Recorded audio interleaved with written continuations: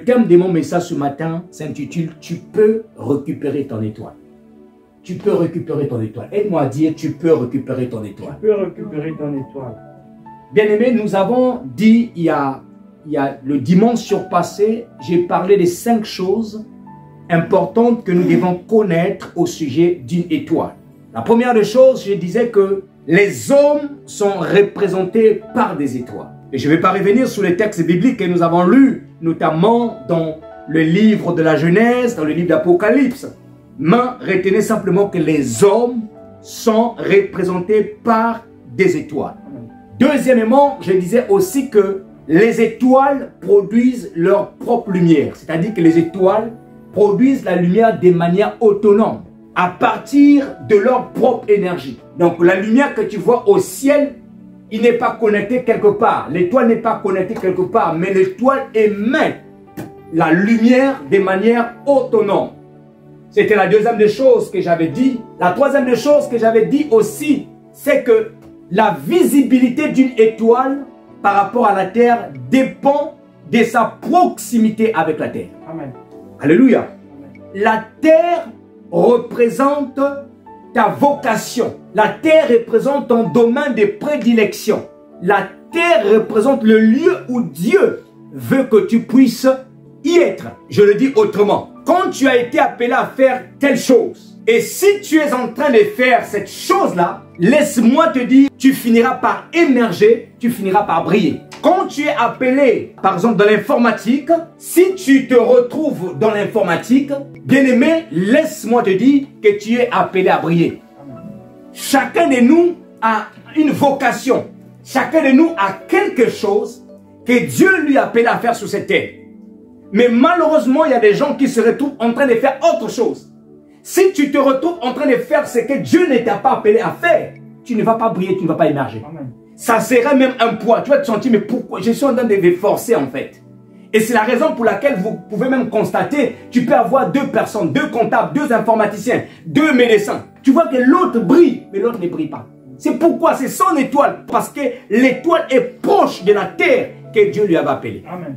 Remarquez, dans le Moyen-Orient, il y avait beaucoup de terres. Il y avait les Moabites, c'était un peuple. Les Ammonites étaient un peuple. Les Babyloniens étaient un peuple. Les Syriens étaient un peuple. Les Cananéens étaient un peuple. Mais Dieu a dit à Israël ceci, que c'est la terre des Canans que je te donne. Dieu n'a pas donné aux Israélites la terre des Moabites. Dieu n'a pas donné aux Israélites la terre des Ammonites, ni la terre des Babyloniens. Il a dit, je te donne le pays des Canans. Et voilà pourquoi il a dit à Josué, tout lieu où foulera la plante de ton pied, je te le donnerai en possession. Le lieu là, c'est quoi? C'est l'espace géographique qu'il avait révélé à Moïse, c'est-à-dire la terre des Canans. Et ce passage est même interprété à tort et à travers aujourd'hui. Il y a des chrétiens qui vont n'importe où, qui changent de ville n'importe comment, parce qu'ils ne cherchent pas Dieu. Ils se disent que non, la terre appartient à Dieu. Bien aimé, je vais te dire quelque chose. Il y a des pays que Dieu ne t'a pas destiné. Il y a des choses que Dieu ne t'a pas appelé à faire. Amen. Donc ne change pas de métier comme tu veux, ne change pas de vie comme tu veux, sans pourtant d'abord chercher la face de Dieu. Il faut chercher la face de Dieu pour que Dieu te révèle là où tu vas fleurir, là où tu vas grandir, là où tu vas émerger. C'est très important dans la vie. C'est très important. Donc, troisième des choses, c'est que la visibilité d'une étoile par rapport à la Terre dépend de sa proximité avec la Terre.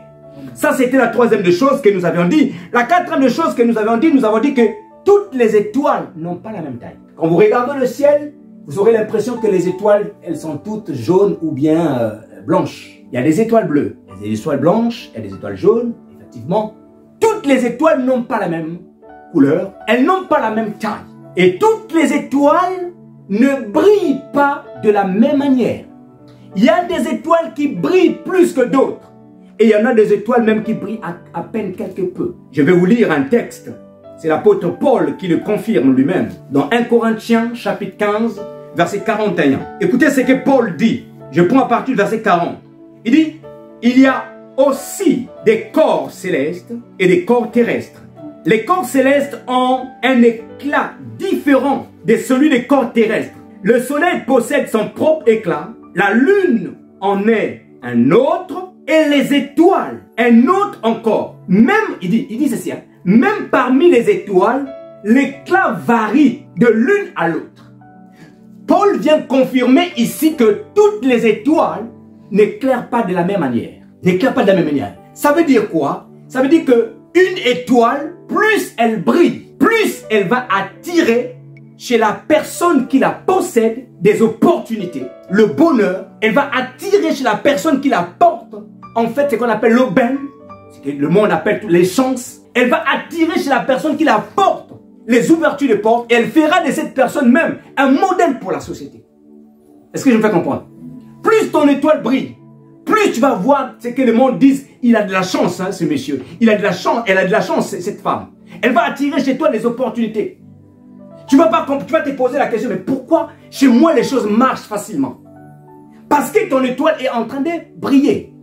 Mais l'inverse, lorsque ton étoile ne brille pas, ou lorsque ton étoile ne brille pas beaucoup, tu vas remarquer que la vie, qu'est-ce qui va se passer? Il y aura beaucoup de choses que tu feras avec beaucoup de difficultés. Tu feras beaucoup de choses avec beaucoup de difficultés. Parfois, là où ça marche pour les autres, chez toi, c'est difficile.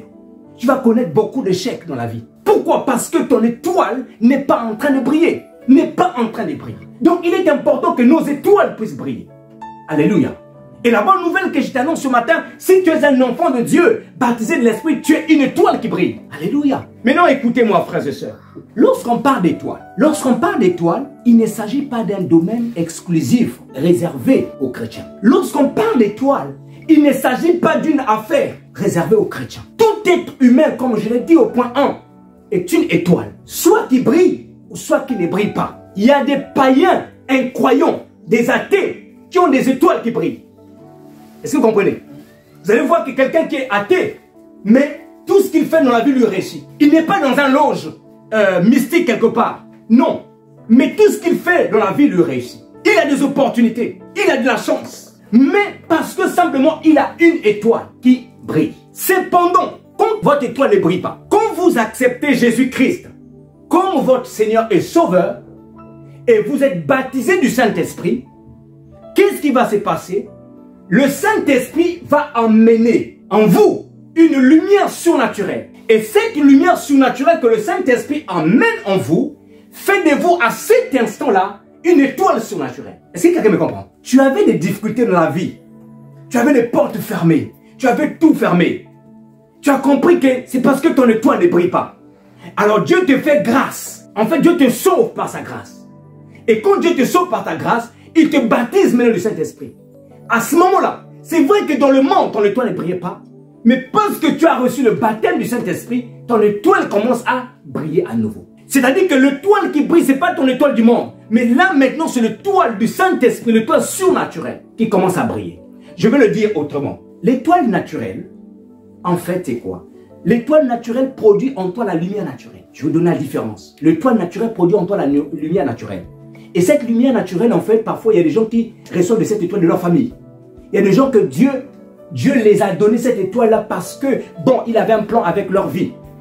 Parfois, tu es encore dans le monde, mais ton étoile a déjà commencé à briller. L'étoile peut être, ça peut être un talent particulier que Dieu a donné à votre famille.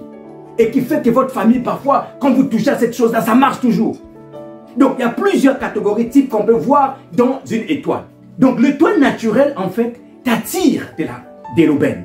L'étoile naturelle t'ouvre les opportunités. Ça, c'est l'étoile naturelle. L'étoile spirituelle, tu le reçois, ou encore l'étoile surnaturelle, tu le reçois lorsque le Saint-Esprit vient en toi. Parce que quand le Saint-Esprit vient en toi, qu'est-ce qu'il fait? Le Saint-Esprit est une lumière. Il vient en toi, il fait de toi une lumière. Tu deviens une étoile. Le Saint-Esprit, quand il vient en toi, il t'authentifie. Il vient te qualifier. Il vient t'introduire dans la famille de Dieu. Quand tu reçois le Saint-Esprit. Voilà pourquoi l'apôtre Paul a dit dans Éphésiens, chapitre 1, verset 13. Il a dit, mais vous aussi, après avoir reçu la parole de vérité, l'évangile de votre salut, vous avez été scellés du Saint-Esprit, lequel est un gage de notre héritage. Le Saint-Esprit est le sceau qui authentifie que tu es un enfant de Dieu. Et c'est pourquoi Paul rajoute encore en disant, celui qui n'a pas l'Esprit de Christ ne lui appartient pas. Donc, quand tu reçois le Saint-Esprit, c'est le Saint-Esprit qui te qualifie, qui t'introduit dans la famille de Dieu. Maintenant, deuxième chose que le Saint-Esprit fait encore, le Saint-Esprit, quand il vient en toi, il t'ouvre, ou il te donne accès à ce qu'on appelle la connaissance surnaturelle, la connaissance révélée. Vous voyez? Il te donne accès à la connaissance révélée. Maintenant, Paul va dire quelque chose sur Alexandre, s'il te plaît. Si tu peux nous lire 1 Corinthiens chapitre 2, verset 12. La connaissance révélée, quand la connaissance révélée vient en toi, en fait, la connaissance révélée vient te révéler qui tu es devenu en Christ et quels sont les biens que Dieu t'a donnés en Christ. 1 Corinthiens chapitre 2, verset 12. Quels sont les biens que Dieu t'a donnés en Christ? Ça, c'est ce que la connaissance révélée vient te donner. Or, nous n'avons pas reçu l'esprit du monde, mais l'esprit qui vient de Dieu, afin que nous connaissions les choses que Dieu nous a données par sa grâce. Et nous en parlons, nous, avec des discours qu'enseigne la sagesse humaine, et avec ceux qu'enseigne l'esprit, employant un langage spirituel pour les choses spirituelles. Amen, on peut s'arrêter là. Écoutez ce qui est écrit. Or, nous n'avons pas reçu l'esprit du monde. Nous n'avons pas reçu l'esprit du monde. Nous avons reçu l'esprit de Dieu. L'esprit de Dieu, qu'est-ce qu'il fait? Il nous apporte la connaissance que l'esprit de Dieu nous apporte. C'est pour que nous puissions connaître ce que Dieu nous a réservé par sa grâce. Vous voyez? Donc, il y a des choses que Dieu t'a réservées par sa grâce. Mais c'est le Saint-Esprit qui te donne cette connaissance-là. Ginosko en grec. Le Saint-Esprit te donne connaissance. Qui tu es devenu en Christ. Et quelles sont les choses que Dieu t'a gardées. C'est-à-dire les choses que Dieu t'a réservées. Voilà pourquoi, Galates chapitre 3, verset 9, l'apôtre Paul dit, si donc vous êtes en Christ, vous êtes la postérité d'Abraham, l'héritier selon la promesse. Amen. Si donc vous êtes en Christ, mais qu'est-ce qui t'emmène maintenant, bien-aimé, à entrer en Christ? C'est le Saint-Esprit. Autrement dit, ce que j'essaie de dire, c'est quoi? C'est que lorsque tu as le Saint-Esprit et que tu as conscience de ce que Dieu t'a réservé et que tu peux l'activer, tu peux vivre la même gloire que quelqu'un qui a une étoile dans le monde. Amen. Non, vous ne m'avez pas compris. Vous m'avez compris? Tu vivais une vie de sécheresse, de galère. Tout était bloqué. Dieu te sauve par grâce. Il te donne le Saint-Esprit. Ça veut dire quoi? Si tu as conscience de ce que tu es devenu en Christ et que tu as conscience des promesses de Dieu, si tu sais l'activer, tu peux maintenant vivre une nouvelle vie. C'est-à-dire que vivre les choses que quelqu'un qui est dans le monde, qui vit avec l'étoile du monde. Comprenez? C'est une grâce que Dieu nous a donnée. C'est pourquoi, bien-aimés dans le Seigneur, nous devons chercher à être en Christ. C'est là que se trouvent les trésors. Mais pour être en Christ, c'est le Saint-Esprit qui nous emmène là-bas. C'est le Saint-Esprit. Le problème de beaucoup de chrétiens, c'est parce que ils connaissent les promesses, ils lisent la Bible, mais ils ne savent pas comment activer les promesses. Il y a une différence entre connaître et comment savoir manipuler. Je peux te mettre, je t'ouvre la porte ici de la salle, tu viens rentrer, il y a le piano, il y a la guitare. Mais est-ce que tu sais jouer au piano? Est-ce que tu sais jouer à la guitare? Non. Tu es entré dans la famille de Dieu. Il y a beaucoup de biens que Dieu nous a réservés. Mais est-ce que tu sais l'activer? Comment entendre possession de ces choses-là? C'est autre chose. Et l'une des manières pour activer les promesses de Dieu, c'est ce qu'on appelle la mort de soi. Il faut s'abandonner complètement au Saint-Esprit. Quand tu t'abandonnes complètement au Saint-Esprit, tu vivras même une dimension, parfois tu as pensé seulement. C'est-à-dire que tes pensées deviennent même des prières. Tu as envie d'un McDonald's, tu penses seulement. Parfois quelqu'un t'appelle dans le quartier. Mais je suis dans le quartier, je suis au McDonald's. Ah, j'ai pensé à toi, je veux pas un McDonald's. Tu as des problèmes d'argent. Quelqu'un te dit, ah, mais j'ai pensé à toi. Pourquoi? C'est une dimension où le Saint-Esprit a pris le contrôle. Tes pensées sont devenues des prières. C'est ça qui manque dans beaucoup la vie de beaucoup de chrétiens. Activer les promesses. Je lis dans la Bible, on a parlé de ça, mais je n'arrive pas à y avoir. Parfois tu as l'impression que donc la Bible en question est fausse. La parole de Dieu est fausse. Non, elle n'est pas fausse. C'est parce que tu ne connais pas comment activer ces choses. Donc le Saint-Esprit t'apporte ce que celui qui est dans le monde, qui a son étoile naturelle. Le Saint-Esprit t'apporte cela. Maintenant, remarquez encore l'élément le plus important. Je vais citer 2 points. Regardez pourquoi il est important d'avoir l'étoile surnaturelle. Quand vous avez la lumière du Saint-Esprit en vous, le diable ne peut pas voler cette lumière. Comprenez? Le diable ne peut pas voler la lumière du Saint-Esprit en toi. Le diable ne peut pas, nous avons dit dimanche passé, que dans le monde spirituel, quand tu as une lumière naturelle, on peut réfléchir ta lumière. C'est-à-dire qu'on peut utiliser ta lumière pour le bien de quelqu'un d'autre. Nous avons aussi dit que dans le monde spirituel, on peut étouffer ta lumière. Nous avons vu les cas, je vous ai expliqué ici. On voit par exemple le cas de la lune. La lune n'est pas une étoile. Mais la lune émet la lumière réfléchie du soleil. Donc, tu peux être soleil, mais quelqu'un d'autre va prendre ta lumière et les réfléchir sur une autre personne. Alléluia. Donc, mais non, ça ne se fait pas avec le Saint-Esprit. Amen. Quand tu as la lumière du Saint-Esprit, ça ne peut pas se faire. Parce que le Saint-Esprit, en fait, c'est une partie de Dieu dans chaque individu qu'il a appelé. Ça ne peut pas se faire. Maintenant, le seul moyen pour le diable d'éteindre ta lumière du Saint-Esprit, c'est de t'emmener à pécher. Comprenez? Le seul moyen pour le diable et ses acolytes de t'emmener à éteindre le Saint-Esprit, c'est de t'emmener à désobéir à Dieu.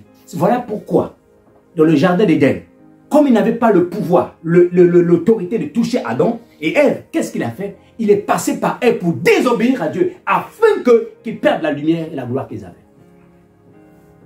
Donc, ne t'étonne pas quand tu as des faiblesses et que tu ne te réponds pas de tes faiblesses, tu vois que parfois il y a des choses qui commencent à t'arriver et des portes qui commencent à se fermer. Dieu ne traite pas tout le monde de la même manière. La Bible dit qu'il châtie celui qu'il aime. Une des grandes questions qui se posent souvent les chrétiens, c'est pourquoi moi, parfois je commets une erreur, je fais un péché, je vis mal, alors que mon voisin qui est là, lui, il est vraiment totalement dans le péché, mais il n'y a rien qui lui arrive. Pourquoi? Ça, c'est une question que beaucoup de gens se posent, simplement parce que toi, tu as une destinée. Vous comprenez? Quand tu as une destinée, tu as une alliance avec Dieu, Dieu ne permettra pas que tu fasses n'importe comment. Le péché des Israélites n'était pas plus grand que le péché des Moabites ou des Philistins. Mais pourquoi lorsque Israël péchait, Dieu les livrait chez des nations étrangères? Parce qu'ils avaient une alliance avec Dieu. Donc Dieu te traitera différemment à cause de son alliance avec toi. Dieu te fermera les portes parce que tu as une alliance avec lui. Donc la seule manière du diable d'éteindre ta lumière du Saint-Esprit, c'est de t'emmener en fait à frustrer tout le temps le Saint-Esprit. Voilà pourquoi on dit, n'attristez pas le Saint-Esprit. C'est une recommandation. N'attristez pas le Saint-Esprit. Quand tu attristes le Saint-Esprit, tu es en train en fait de diminuer ta lumière spirituelle. Tu es en train d'éteindre ta lumière de ton étoile surnaturelle. Alléluia. Nous devons faire attention, frères et sœurs, dans le Seigneur. La Bible nous explique l'histoire du peuple Israël quand ils sont sortis en Égypte. Israël est arrivé dans le désert, un désert qu'on appelait le désert de Moab. C'est une histoire, je pense, que j'ai déjà racontée ici. Quand ils arrivent dans le désert de Moab, le roi de Moab, qui s'appelait Balak, il eut peur. Il est pris par la peur, il veut quelqu'un pour maudire Israël, pour que lui, quand il va aller combattre Israël, pour qu'il gagne la victoire, gagne la bataille. Il va chercher un prophète qui était dans le coin, qui était vraiment connu de ses œuvres, de son travail, qui arrivait toujours. Et quand ce prophète arrive pour faire le travail, Dieu dit à ce prophète que tu ne maudiras pas ce peuple parce qu'il est béni. Tu ne maudiras pas. Balak est énervé. Donc ce prophète-là, quand il arrive, au lieu de maudire, il a béni Israël. Mais vous savez comment est-ce que le diable a emmené Israël à la malédiction? Il les a emmenés à pécher. Comment? Ils ont envoyé des filles des Moabites et des Mandjanites en Israël, dans le désert. Et les hommes israélites, quand ils ont vu ces filles-là, ils ont commencé à copuler ensemble avec ces filles. Et quand ils ont commencé à copuler ensemble, la Bible dit que le jugement de Dieu est tombé sur Israël. Donc Israël a tiré la malédiction. À cause de quoi? Du péché. C'est la stratégie de l'ennemi. Mais il ne peut pas prendre la lumière du Saint-Esprit qui est en toi et l'envoyer par exemple à une autre personne. Non, impossible. Impossible, non. En revanche, ta lumière naturelle, ton étoile naturelle, on peut le voler. On peut l'exploiter dans le monde spirituel. On peut l'étouffer dans le monde spirituel. On peut faire tout ce que le monde spirituel veut faire. Avec ça, ils peuvent le faire. Avec ton étoile naturelle, mais pas avec l'étoile surnaturelle. Et qu'est-ce qui leur donne la façon? Qu'est-ce qui leur permet? Parfois, quand nous sommes dans la distraction. Quand tu es dans la distraction, c'est ça qui leur permet parfois d'arriver. La distraction. Quand tu n'as pas de couverture spirituelle, c'est ça qui leur favorise en fait leurs œuvres. Est-ce qu'on peut lire Jean chapitre 10, verset 10? Jean chapitre 10, verset 10. Bien-aimé, ton étoile, tu dois les protéger. Et ce matin, Dieu te dit que tu peux récupérer ton étoile. Il est possible que tu récupères ton étoile. Il est possible. Jean chapitre 10, verset 10. Vous pouvez lire l'histoire de Moab que j'ai parlé tout à l'heure dans Nombre chapitre 22, à partir du verset 1 jusqu'au verset 42. On parle de l'histoire de Moab, l'histoire d'Israël dans le désert. Jean chapitre 10, verset 10. Le voleur vient que pour dérober, égorger et détruire. Moi, je suis venu afin qu'elle ait prévu et la vie et qu'elle soit dans l'abondance. Alléluia. La Bible nous dit ceci, que le voleur c'est qui ici? C'est Satan et ses acolytes. Satan et ses agents. Quelle est leur mission? Ils ne viennent que pour dérober, égorger et détruire. Mais Jésus dit que moi je suis venu afin que mes brebis aient la vie et qu'elle les ait même avec abondance. Ça veut dire que Jésus, lui, son souhait, c'est que ta lumière brille encore. Son souhait, c'est que ton étoile brille encore.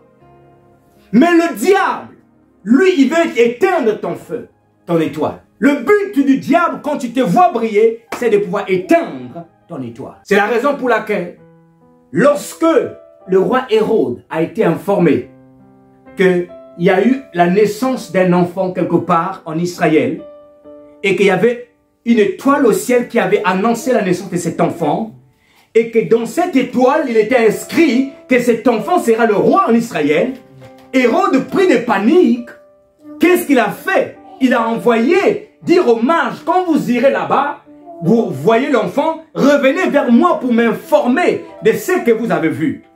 Les mages, avertis par le Seigneur, ils ont changé de chemin. Et Dieu, quand il vient voir Marie, Joseph, il leur dit, fuyez et allez en Égypte. Hérode, pris de colère, qu'est-ce qu'il a fait? Il a envoyé ses soldats aller détruire tous les enfants de 0 à 2 ans. Le but, c'était quoi? C'est que Jésus puisse mourir. Or, si Jésus mourait, son étoile aussi mourrait. Son étoile ne servait plus à rien. Alléluia. Amen. Donc, l'esprit d'Hérode, bien aimé, c'était pour détruire l'étoile. Et c'est pourquoi j'ai dit à quelqu'un ce matin, il y a des esprits d'Hérode encore aujourd'hui, des destructeurs d'étoiles. Pendant que tu t'amuses, pendant que tu joues, pendant que tu penses que la vie elle est joujou, elle est... Mais il y a des gens parfois qui te regardent, qui grincent les dents par rapport à ton évolution. Parfois lorsque tu souffres, les gens acclament dans le secret, disent que c'est bien qu'elle souffre encore davantage. Quand tu réussis, les gens grincent les dents et disent que nous ne voulons pas de cette réussite-là. Elle va voir ce que nous allons faire. Il y a des esprits d'Hérode encore aujourd'hui. Mais il n'y a pas que des esprits d'Hérode. Il y a aussi des esprits des Amalécites. On avait eu un séminaire ici sur Amalek.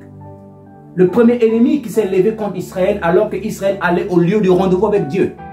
Les esprits des Amalécites, ce sont des esprits, ce sont des empêcheurs que tu atteignes la destinée de ta vie. Quand tu te vois célibataire, ils sont contents que tu sois célibataire. Ils ne veulent pas que tu te maries. Non, elle va rester comme ça, on va voir. Et ce matin, j'annonce à quelqu'un, c'est la fin de l'exploitation de ton étoile. Au nom de Jésus-Christ. Ce matin, je déclare en qualité de serviteur de Dieu, tu vas entrer dans le mariage, même s'ils ont dit que tu n'entreras pas. Tu auras du travail, même si on dit que tu ne travailleras pas à un poste élevé. Cette année, mon ami, mon souhait, c'est que tu prennes conscience. Tu t'attaches à Christ. Parce que c'est là que les choses vont se restaurer. Alléluia. Il n'y a pas que les Amalécites, mais il y a aussi les Mandianites. Mendiants détruisaient chaque fois que Israël plantait des semences. Mendiants venaient, détruisaient et volaient. L'esprit des Mandianites, ce sont des esprits, ce sont des voleurs et des destructeurs de ta bénédiction. Tu touches un salaire, tu ne comprends pas. Les coups de fil commencent à sauter de partout. Comment est-ce qu'ils ont senti que tu as mis l'argent dans tes mains? Chaque fois, c'est toujours comme ça. Le bled va appeler, les gens que tu connaissais ne pas appeler. Jusqu'à ce que l'épuisement total, la même personne, ils ont volé. Ils veulent te rendre pauvre. Tu dois refuser ces choses-là. Il y a des choses qu'il faut refuser. Dis avec moi, je refuse la pauvreté. Je dis avec moi, je refuse la bassesse. Oh, dis avec moi, je refuse tout ce qu'ils ont décidé contre moi. Bien aimé, il y a des choses qu'il faut refuser. Amen. Comment est-ce que tu expliques, sans être prophète, comment est-ce que tu expliques, quand tu n'as pas l'argent, on ne t'appelle pas. Mais dès que tu as l'argent, les coups de fil commencent à tomber. Comment est-ce que tu expliques ça? Il y a un contrôle quelque part. C'est-à-dire qu'ils ont quelque chose qui les informe que tu as reçu l'argent. Et ça, tu dois briser ça pour que ta vie ne soit plus contrôlée par qui que ce soit. Des esprits mandianites, des esprits de mandianites. Mais il n'y a pas que les esprits de mandianites. Il y a aussi des gens, les esprits des gens qui sont remplis d'amour de gloire, avides de gloire, avides du succès, avides de pouvoir. Il y a des gens comme ça. Et qu'est-ce que ces personnes-là, qu'est-ce qu'ils font? Ce sont ceux-là même qui vont consulter des féticheurs. Ils vont consulter les féticheurs, pourquoi? Parce qu'ils sont tellement remplis d'avis, donc remplis de gloire, l'envie de la gloire, l'envie du succès, l'envie de quoi? Ils vont consulter les féticheurs. Pourquoi qu'on fasse un travail pour qu'ils puissent avoir de grands postes, beaucoup d'argent, du succès. Et qu'est-ce que font ces féticheurs? Les féticheurs là sont pourtant, que vous le sachiez, Eux, qu'est-ce qu'ils font? Eux, ils cherchent seulement les gens qui ont des étoiles. Ils cherchent les gens qui ont des étoiles. Et quand tu cherches les gens qui ont des étoiles, quand tu te vois, il y a une porte ouverte en toi, tu vas voir, il va te tendre des pièges, il va voler ton étoile, et en volant ton étoile, il va les donner à son client, pour que son client puisse émerger, puisse briller. C'est pourquoi, frères et sœurs, il y a des personnes, des étudiants, des salariés, des sportifs, des cadres, et même parmi les serviteurs de Dieu, qui avaient de grandes étoiles, qui avaient une destinée glorieuse. Mais ils ont fini quoi? Malheureux, misérables. À cause de quoi? Parce qu'il y a quelque chose qui s'est passé dans le monde spirituel. Quelque chose. Tu es un serviteur de Dieu pendant que tu étais dans la distraction là. Pendant que tu marchais avec certains, je ne sais pas, amis, tu te disais amis, mais tu ne savais pas qu'eux, ils étaient dans un monde bizarre. Ils ont vu que tu étais dans la distraction, qu'est-ce qu'ils ont fait? Ils ont volé. Et ta vie, tu vis une vie que tu n'as pas, qui n'était pas destinée à toi. Tu vis une vie qui n'était pas destinée à toi. Pourquoi? Tu commences à constater que rien ne marche. Tout ce que tu fais ne marche pas. Tu ne comprends pas. Parce que quelque part, il y avait eu un détournement.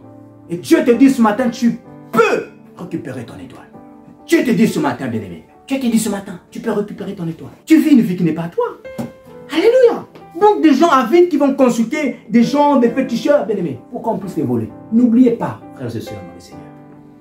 N'oubliez pas que le monde physique est gouverné par le monde spirituel. Tout ce que vous voyez dans le monde physique est d'abord spirituel. Tout ce que vous voyez. Les grands hommes que vous voyez parfois dans le monde, je ne dis pas tout, mais il y a beaucoup de grands hommes que vous voyez dans le monde.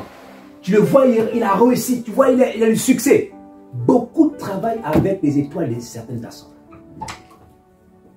Beaucoup travaillent avec les étoiles de certaines personnes. Je vous ai pris l'exemple ici, j'ai dit, il y a des grandes entreprises aujourd'hui qui sont devenues grandes grâce aux étoiles de leurs salariés. Parce que le salarié, il a une étoile, et quand le salarié, plus qu'il est là, il est embauché, il fait quoi? Il fait prospérer l'entreprise. Et on l'a vu dans la Bible, Joseph, qui avait une étoile. Or, la Bible nous dit que quand Joseph est venu dans la maison de Potiphar, les affaires de Potiphar commençaient à marcher. Commençaient à marcher. Donc, il y a des gens comme ça. La Bible nous a encore parlé de Jacob. Quand Jacob est arrivé chez son oncle Laban, les affaires de Laban ont commencé à fructifier. Pourquoi? Parce que sur Jacob, sur Joseph, il y avait des étoiles. Amen. Donc protège ton étoile, frères et sœurs. Protège. Et si tu l'as perdu, tu peux le récupérer. Alléluia. Amen. Tu peux le récupérer. Est-ce que nous pouvons lire Matthieu, chapitre 13, verset 25. Matthieu, chapitre 13, verset 25. Tu peux récupérer ton étoile. Si on te dit ce matin, tu peux récupérer ton étoile. Quelqu'un a trouvé, peut nous le lire? Matthieu chapitre 13, verset 25. Mais pendant que les gens dormaient, son ennemi vint, sema de l'ivresse parmi le blé et s'en alla. Lorsque l'herbe eut poussé et donné du fruit, l'ivraie parut aussi. Les serviteurs du maître de la maison vinrent lui dire, « Seigneur, n'as-tu pas semé une bonne semence dans ton champ? D'où vient donc qu'il y a de l'ivraie? » Il leur répondit, « C'est un ennemi qui a fait cela. » Alléluia. Et les serviteurs lui dirent, « Veux-tu que nous allions l'arracher? » Non, dit-il, de peur qu'en l'arrachant, l'ivraie, vous ne déracinez en même temps le blé. Laissez croître ensemble l'un et l'autre jusqu'à la moisson. Et à l'époque de la moisson, je dirai aux moissonneurs, arrachez d'abord l'ivraie et liez-la en gerbes pour les brûler, mais amassez le blé dans mon grenier. On peut s'arrêter là. La Bible dit ceci. Jésus dit que le royaume de Dieu est semblable à un homme qui a sémé une bonne sémence. Dis avec moi une bonne sémence. Une bonne sémence. Une bonne sémence. Cet homme n'avait pas sémé une mauvaise sémence. Cet homme avait sémé une bonne sémence. Et la vie de beaucoup de gens sont des bonnes sémences. Mais on nous explique la suite. La suite, c'est que quand celui qui avait sémé est allé dormir, la nuit, un ennemi est venu. Il est venu s'aimer une mauvaise sémence. Ton père t'a engendré. Il avait déclaré des bonnes paroles. Amen. Ta mère t'a engendré. Elle avait déclaré des bonnes paroles. Elle disait, ma fille deviendra. Mon fils deviendra. Ton père avait vu que tu avais quelque chose. Mais pendant que tu grandissais, il y a eu un ennemi qui est venu s'aimer quoi? La mauvaise sémence. Bien aimé, remarquez. La Bible dit ici, il est venu s'aimer ça veut dire que l'ennemi avait accès à la sémence. Il est venu s'aimer. Mais il pouvait aussi arracher la bonne sémence. C'est d'accord avec moi? Parce que s'il avait accès à s'aimer la mauvaise sémence, c'est qu'il avait aussi la capacité de pouvoir arracher la bonne sémence qui avait été plantée. C'est ce qui se passe dans le monde spirituel. Est-ce qu'on peut lire encore Josué chapitre 6 verset 2? Je vais le lire, puisque je suis déjà à la ligne. Écoutez ce qui est écrit. Josué chapitre 6 verset 2 à 4. La Bible dit ceci. La main des Mandjans fut puissante contre Israël. Pour échapper à Mandjan, les enfants d'Israël se retiraient dans les ravins, des montagnes, dans les cavernes, sous les rochers fortifiés. Quand Israël avait sémé, écoutez, la Bible dit, quand Israël avait sémé, Mandjan montait avec Amalek et les fils de l'Orient. Ils marchaient contre lui, ils campaient en face de lui, détruisaient les productions du pays jusqu'à vers Gaza. Et ne laissaient en Israël ni vivre, ni bœuf, ni âne, ni âne, ni bœuf, ni brebis. Mandjan mentait. Qu'est-ce qu'il faisait? Il détruisait les bénédictions des enfants d'Israël. Pourquoi il détruisait? Parce que Israël n'était pas en bon accord avec Dieu. Israël était dans la désobéissance et dans le péché. Et si cet homme-là que nous avons lu dans Matthieu 13, s'il pouvait dormir et que l'ennemi pouvait s'aimer parce qu'il n'était pas vigilant, parce qu'il n'était peut-être pas, il n'était pas attentif, peut-être c'était la distraction. C'est pourquoi ce matin je vais dire à quelqu'un, bien-aimé, il faut éviter la distraction de la vie. La distraction anéantit, a tenu ta vie de piété. La distraction. Ça a tenu ta vie de piété. Quand tu es trop connecté, Internet, télévision, tout le temps, tu pries moins, tu lis moins la Bible. Il ne faut pas être surpris de certaines choses qui vont t'arriver. Donc, il y a des choses qui se passent. Il y a des choses qui se passent dans le monde spirituel. Il y a des choses qui se passent. Mais ce que j'aime, c'est que parfois, dans la plupart des cas, quand tu as une alliance avec Dieu, avant que ces choses arrivent, Dieu nous parle.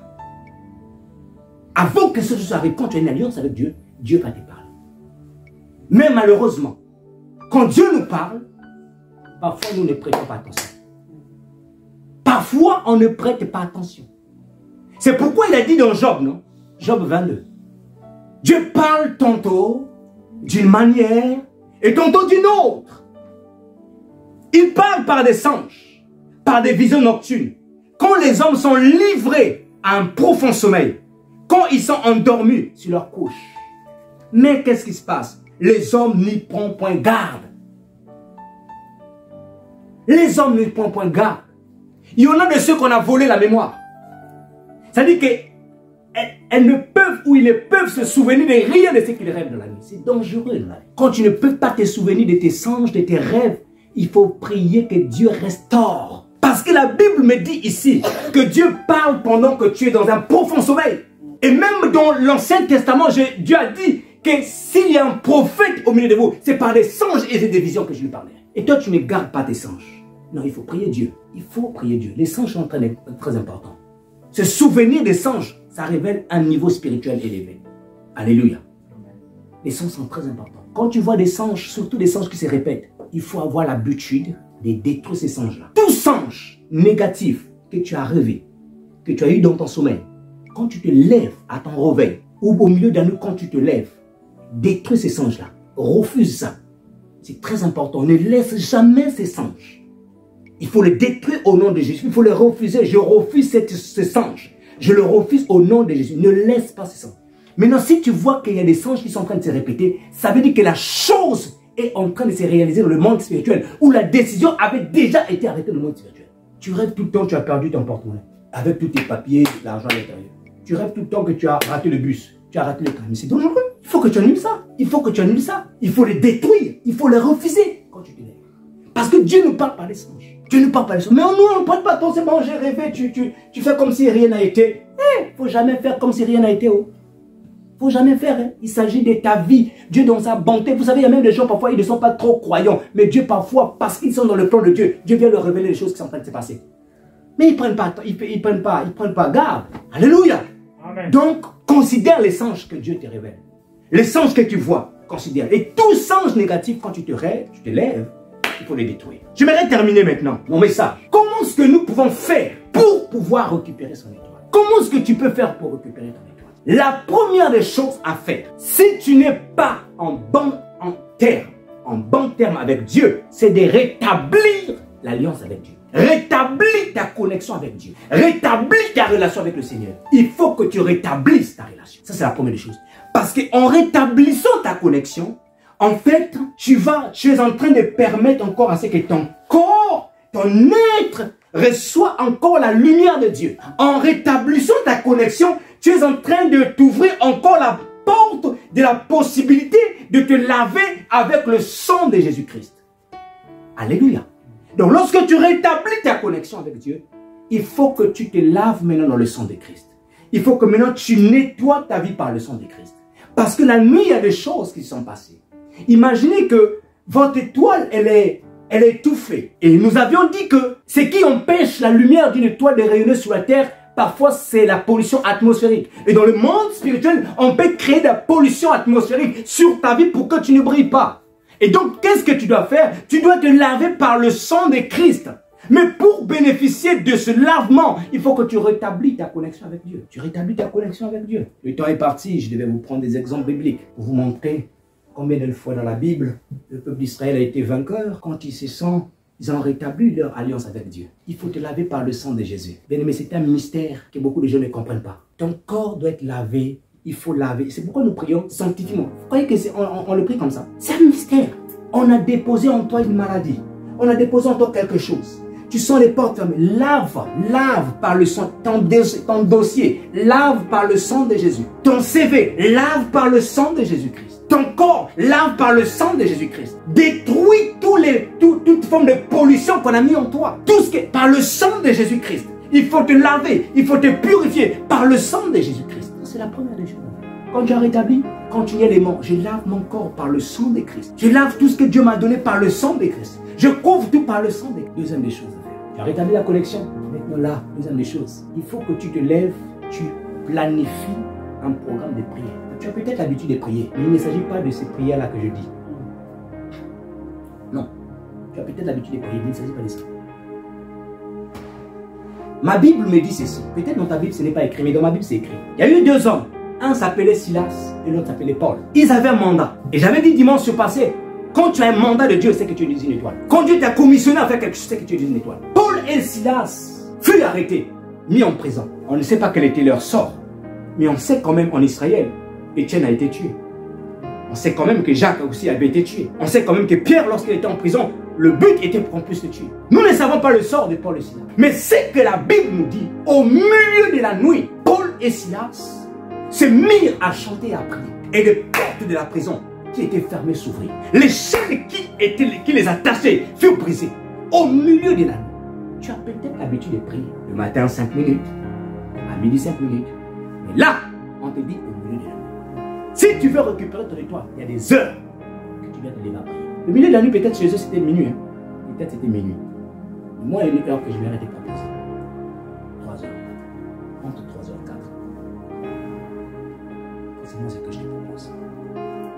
Parce que si nous partons du principe que la nouvelle journée commence à minuit, nous sommes quoi la nuit, minuit, à 6 heures du matin, 5 heures, c'est l'aurore. Si on prend ça, cet intervalle, le milieu sera quoi? 3 heures. Vous êtes bien d'accord? Maintenant, si nous partons du principe que la nuit commence à la tombée du soleil. Ici en France, le soleil tombe, la nuit commence très tôt en hiver, selon les saisons. Mais quand on est en été, c'est tard, vers 20h, 21h, déjà le soleil commence à tomber. Donc on va dire que minuit, c'est le milieu en fait. Au milieu de la nuit, on va dire que c'est minuit, c'est ça. Donc, soit minuit, soit petit. Mais lorsque tu vas dans 3h du matin, ou à minuit lorsque tu vas prier, la Bible nous dit dans un texte que je vais vous lire, Zacharie chapitre 3 verset 1 à 12, la Bible dit ceci, que Satan était parti devant le trône de Dieu pour réclamer. Et on peut le lire même dans l'Ancien Testament, Satan avait l'habitude d'aller devant le trône pour réclamer certaines personnes. Les accuser. Qu'ils sont dans le péché. Moi, je vais les récupérer. Moi, je vais les prendre. Satan avait l'habitude. Alors, quand tu te lèves à minuit, en fait, ce que tu dois faire, c'est que nous devons faire, ce qu'il faut faire, c'est que toi aussi, tu vas devant le trône de Dieu, tu vas plaider justice. Parce que l'apôtre Paul a dit, ne laissez pas agir la colère et ne vous vengez pas vous-même. C'est donc qu'il est écrit, à moi la vengeance, à moi la rétribution. La Bible nous dit quoi? Ça dit, tu ne dois pas laisser agir ta colère. Tu ne dois pas te venger toi-même. Quelqu'un t'a fait du mal, ne te venge pas toi-même. Mais la Bible dit que c'est Dieu qui doit faire justice. Donc toi, quand tu vas dans la présence de Dieu, tu dois t'agenouiller, tu dois dire, Seigneur, j'ai été victime, je veux que la justice soit faite. Tu plaides pour que la justice soit faite dans la présence de Dieu. Tu plaides, tu plaides, tu plaides. Dieu finira par te faire justice. Et justice, c'est quoi? C'est que Dieu va restaurer.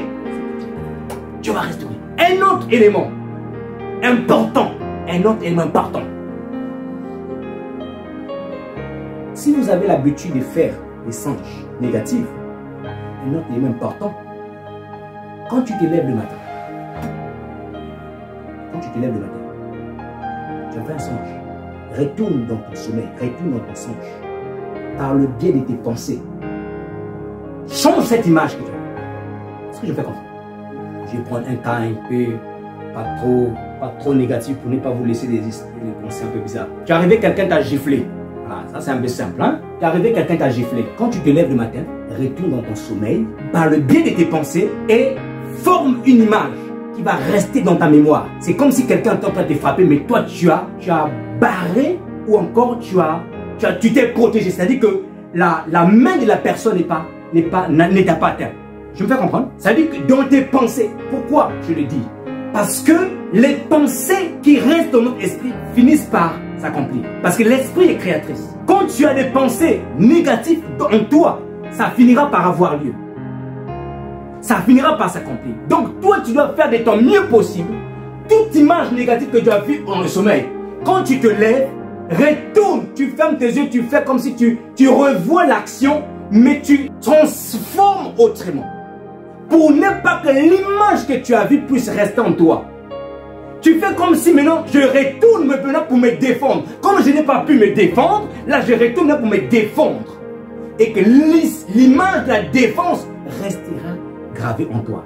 Et qu'est-ce qui va se passer? Si un autre jour, la même action va se reproduire, l'image de la défense là va jouer à ta faveur et tu vas maintenant te défendre dans le sens.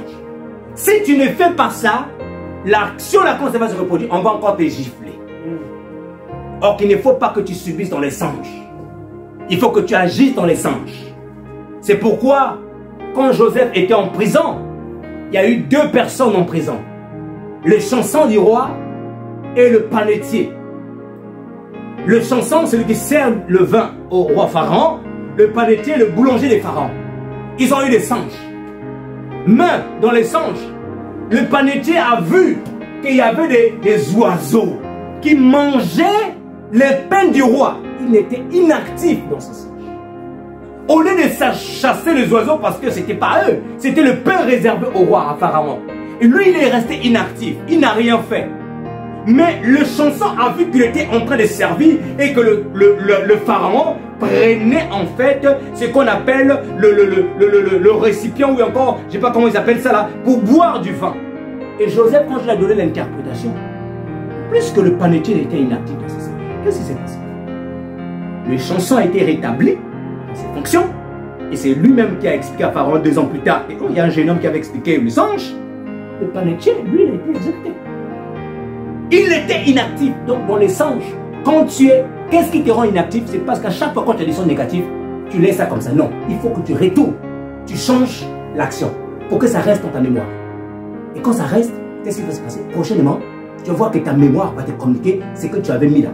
Et tu vas maintenant te défendre. Alléluia! Amen. Alléluia! Amen. Gloire à Jésus. Tu peux récupérer ton étoile. La vie, on n'a vu qu'une seule fois. Qui t'a jeûné? Dieu. S'il faut jeûner, Dieu. Tu attends quelque chose avec impatience. Tu veux voir cette chose-là.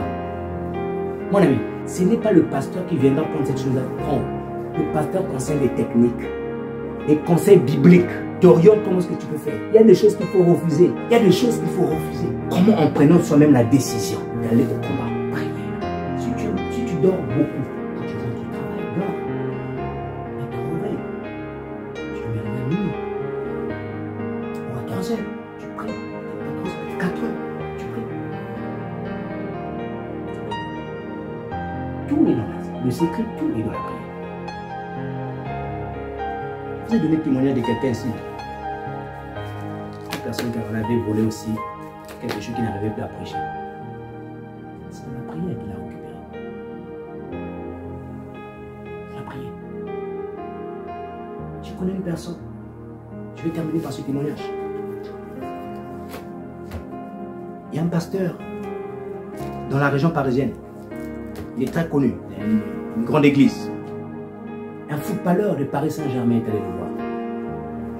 Paris Saint-Germain. Le footballeur explique au pasteur que j'ai brillé. Mais il y avait un collègue, son collègue footballeur, qui ne brillait pas. Maintenant, quelques temps plus tard, qu'est-ce qui s'est passé? Le footballeur là a eu un petit choc au pied. Et bizarrement, depuis qu'il avait eu ce petit choc au pied, l'autre qui ne brillait pas a été propulsé. Et lui, plus rien. Il n'était plus comme considéré. Le pasteur témoignait. J'ai écouté la vidéo du pasteur qui disait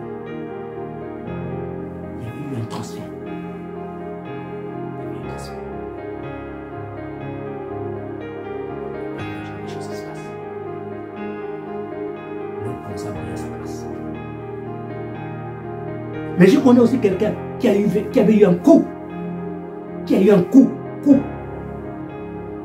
Mais lui, il est parti dans la prière. Parce qu'il savait se battre. Et quand il est allé se battre la prière, il est allé plaider justice au Dieu. Vous savez, celui qui l'avait volé, il a rêvé la nuit, la même personne qui l'avait volé, venir lui redonner la chose. Donc il rêve la nuit, il est en train de rêver, la personne là est allée prendre la chose et vient le remettre. Il est en train de courir. Donc même celui qu'on avait volé là, il voit on est en train de remettre des choses, mais il est en train de courir. L'autre dit non, je ne peux pas, je vais courir, je vais remettre. Parce qu'il allait plaider. Que Dieu te donne l'esprit des guerriers, des guerrières au nom de Jésus. Que Dieu te donne cet esprit-là. Tu dois refuser certaines choses que tu constates dans ta vie. Non, ça j'ai constaté dans ma famille. Non. Moi je suis une fille de Dieu, je suis un fils de Dieu. Ça dans ma vie, non. Niet. Je ne vivrai pas ça. Il faut refuser. Que Dieu vous bénisse. Nous allons nous mettre debout, on va prier. L'heure est partie, j'avais envie qu'on puisse prier.